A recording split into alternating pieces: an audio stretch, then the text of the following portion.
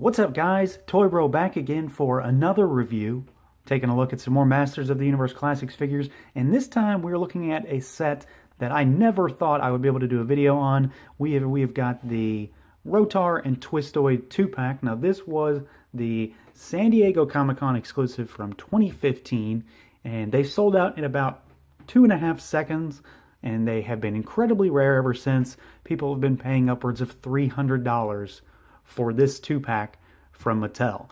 And the demise of Matty Collector brought about a resurgence of stock of various figures that made its way to the Mattel shop website recently, and somehow this set was among them. And they seem to be in obscene quantities too, because they are still available as of this video. Everything indicates that this is the original stock as well. This wasn't a new reissue of the figure, but maybe found to stock. So, I don't know. Very weird. But we're going to take a quick look at the packaging, and then we're going to open these guys up. So, we've got our larger box that we see for beasts and some vehicles, and then 2-packs as well. We've got our figures inside. We do have an error on this package because the figures, or the names, depending on how you want to look at it, are swapped. This is Twistoid and this is Rotar. They're backwards. But the packaging has the same kind of green, yellow, Motu, Castle Grayskull style bricks that we're used to. Spin it around. We've got some artwork on the back with figures from the line, various entries from various timelines in the line. We've also got their bio down here in the bottom left. We got our figures here on the right, and the names are correct on this side. So let's pull them out. Take a look. Alright, so here are Rotar and Twistoid out of the box, and we've got a little bit to talk about here because there's a lot going on with these figures in terms of what they are, what they offer, all the stuff they come with, and then of course just the figures themselves, since there are 2 of them. So for those that aren't aware, Rotar, Twistoid, they are what are generally referred to as the Energy Zoids. They were created in the mini comics, and they were brought into the toy line towards the end of the toy line, and they were essentially the He-Man Motu answer to like Spinjas back then, like battle tops basically. So they were tops, and they had attachments that would spin, blades and saws and all kinds of stuff. They didn't have legs back then. This is new for these, well, not new now, but they were new at the time for these figures. So originally they were just tops in the vintage line. Now they have legs. We also have the sort of tops as well, though. And then just a little bit of backstory on them because they are relatively obscure. Rotar is the good guy. Twistoid's the bad guy. Twistoid is just a cyborg type creature thing. That's why he looks so mechanical. And Rotar is a humanoid. He loses his legs in the original comics continuity, and Man-at-Arms saves him by putting him in this top machine thing. That's why he becomes what he is. And then Twistoid was just always intended to be that thing. So we're going to take a look at these figures individually. So I'm going to move Twistoid aside for just a second. And we're going to look at Rotar first. And we're going to go over the normal stuff as well as the accessories that are meant to be displayed on them in terms of what they hold anyway. So standard kind of Motu Classics figure, as you might expect. There's not a whole lot new going on here in terms of what they offer, but I think Rotar among these 2 figures is my favorite. I think he looks the best in terms of just what he looks like. So as far as articulation goes, head is on that same ball peg, but the armor is going to get in the way. You're not going to get a lot of movement here. Arms can go out and up and all around. We got our bicep swivel, single jointed elbow, and then rotation at the wrist. There is a crunch, but your armor is going to get in the way there as well. As you can see, it overlaps on the joint, really. And then he swivels at the waist. Legs can go all the way out, so you can do full splits. They go forward about 90 degrees and backwards quite a bit, actually. Single joint at the knee, and then we have that boot cut. There's also a hinge at the ankle. Now, as far as the sculpt goes, he's kind of a standard figure, really, for all intents and purposes. There's not a lot going on here. He's a kind of just a humanoid male in this regard. He does have this headpiece, which obviously the head can pop off, but it doesn't come off of the face. It's molded on. And then he's got this armor, which is also not removable. It's glued to the buck. He's got his loincloth with a lot of sculpted detail, and then we've got some sculpted wrinkles in the boots. As far as paint goes, He's kind of minimalistic in that regard as well. A lot of what you see here is molded plastic, but there are highlights in certain places. So we've obviously got the blue, and then there's a more metallic blue on the, I guess, the buckle area on the belt there. We've got the blues, the reds, and the grays on the chest piece. The blue and the gray are what's painted. And then we've got silver on the mask, as well as, obviously, he does have some facial detail. He's got the painted eyes and the painted eyebrows. So he's kind of basic, but I think he looks very Motu-esque. Now, as far as his kind of normal accessory, that's probably not the best way to describe it, but that's what I'm saying for now. He has this axe with kind of like a flail on the end of it. No paint detail on it. It's all molded in this kind of reddish plastic that matches his armor. I think it's really cool, though. It's an interesting design. It obviously makes you think that if this guy was spinning around as a top, this thing would be flailing around as well. So it fits with the theme, and it's just kind of an interesting take on an axe. So let's take a look at Twistoid now. Move Rotar aside. So obviously there's a lot different here. This is not a kind of standard human. This is a more robotic type character. And the first thing that I'm going to talk about is articulation, just to get it out of the way, because as you might expect, it's normal stuff. So head can move around. It's on that ball. Still not a lot of movement. And that mostly comes down to the fact that the headpiece is just so damn big. Arms can go out and around. There is a bicep swivel, single jointed elbow, and then wrist rotation. He does have a crunch. It's a little better than Rotar's, but he does swivel at the waist. Legs can go all the way out, just about, probably getting a little further, but joints are a little tight for me. They do swivel. We do have a single jointed knee. We have boot cut, where the joint is actually hidden pretty well at that cut in the armor. And then we have a hinge at the ankle there. So again, standard stuff. You're not going to get anything out of the ordinary here. As far as the sculpt goes, I do have kind of some gripes about this guy because I think he's just kind of weird. Mostly the proportions. So the upper body is rather large. I mean, that buck is quite big. He's got a lot of extra sculpt on him. The arms are bigger than usual because they're a more robotic, mechanical look, and the head is obviously huge. But these legs, which we obviously can tell are the trapjaw legs, they look a little small to me. They don't look like they really fit with this body. They kind of fit in design and look, but they don't seem to scale correctly for me. I also think the head is kind of weird, just from a design perspective. He's obviously got a humanoid face, but these eyes are way too far apart. I mean, obviously he's a robot, cyborg type creature. They can do whatever they want, but it does look weird to me.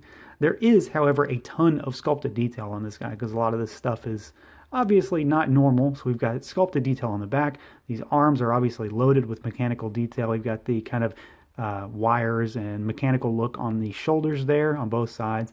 The head has a lot of sculpted detail. Even on the back side, kind of looks like a face almost. And then, of course, those trapjaw legs have always been loaded with sculpted detail through and through. Various padding type line work, mechanical look, just because of who it comes from. There's also a decent amount of paint. He has metallic accents on the arms. We've got the blues and the oranges on the face. Obviously the green and the yellow and the red for those eyes, and then the face as well. We've got the orange on the loincloth. Well, it's not really a loincloth. His robo undies. And we've got some purple here on these little bits and bobs and on the back. There's more metallic blue on the legs. We've obviously got the green on these padding areas down here as well. So he's got a lot of paint, at least more than Rotar does. And then as far as his accessory for, what I would say is his normal humanoid style accessory, he's got this kind of, I don't know what this thing is. It's like kind of like a sickle scythe type thing, but not at the same time, not really. It's all flat orange plastic, fits in his hand really well. It's not coming out of there. I like the design of it. It's just kind of boring. So we're going to move on from this, and we're going to take a look at kind of the rest of what makes these guys so unique. All right, so as you can see, there's a lot of stuff here. So like I said before, the whole gimmick behind these guys in the vintage line was that they were tops. And we don't have action features in this line, not really anyway. Some characters have more than others.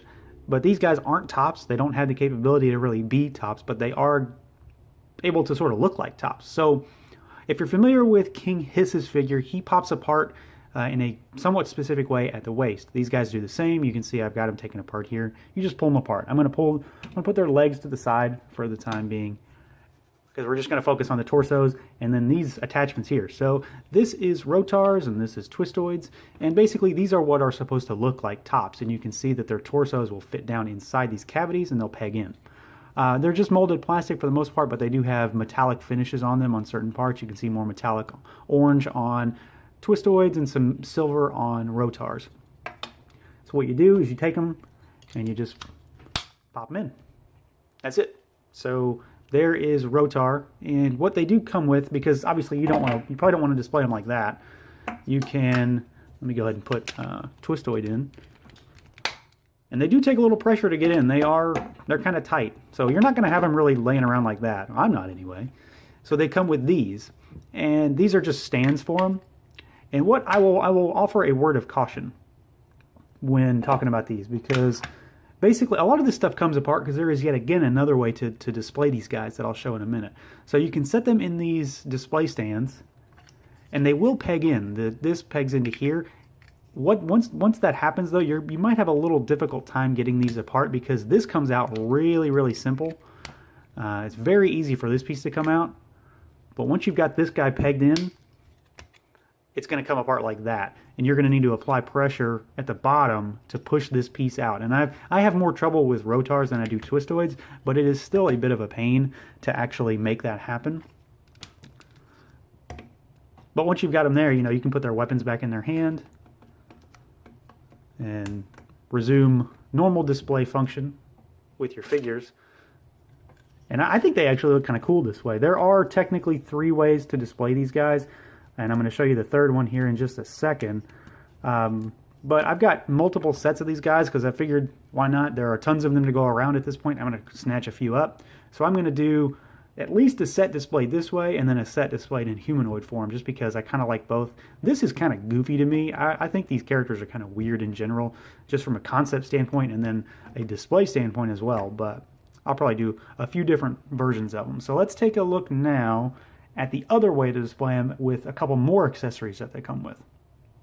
So there are other accessories that come with these guys. So we've got the weapons that they can hold in their hands. We've got the top kind of bits for them, and then we've got the bases. They each come with another accessory though. So we've got these kind of blades that Rotar uses, and actually, if you're so inclined, he can hold this like a sword. It looks kind of goofy because it's only one-sided, but the gears do move. It's got a little bit of metallic paint on it in certain places, like on these little just bits of line detail, really. Not too much, but it is there. It's worth noting. And it's kind of cool. I just think it's really goofy. I'll never have him hold this just because, for one, it's really big, and two, if it were double-sided, I'd be more interested in it, but then that compromises its ability to be used. So we're going to set that down for a second. I'm going to show you Twistoids. He has this. I think this is much cooler, though. So this is more along the lines of what I think of when I think of like a Spinges type competing toy with like spinning blades and all kinds of junk on it. So he's got the spinning blade in the middle, and then he's got these blades that stick out on the side. So what you do is you take them out of the bases, and then really all you just do is you stick them inside.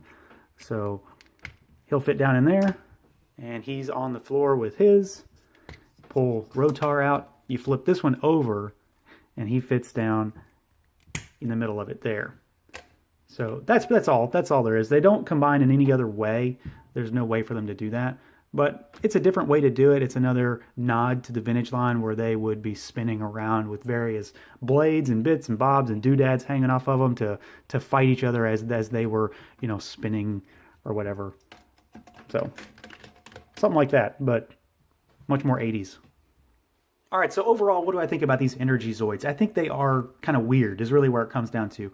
There is a kind of love-hate mentality with these characters and with these figures, just because they're so divisive. They're very odd. They don't really line up with a lot of Motu stuff, but they are at the same time Motu-esque. I wouldn't have been so excited about these had there not been that sort of artificial scarcity caused by whatever happened in 2015 with Comic-Con. When these things came back online and in stock, I knew I had to get them just to see what they were for myself. And they're kind of cool. I mean, they're different, they're interesting, there's different ways to display them. They kind of have a play feature, so they're all right. They may not be your cup of tea, but if you ever wanted these, now is definitely your time, and I would suggest you get them. So that is going to do it for this review, everyone. As always, stay tuned for more. Feel free to like, comment, subscribe, and share. Thanks, as always, for watching, and until next time.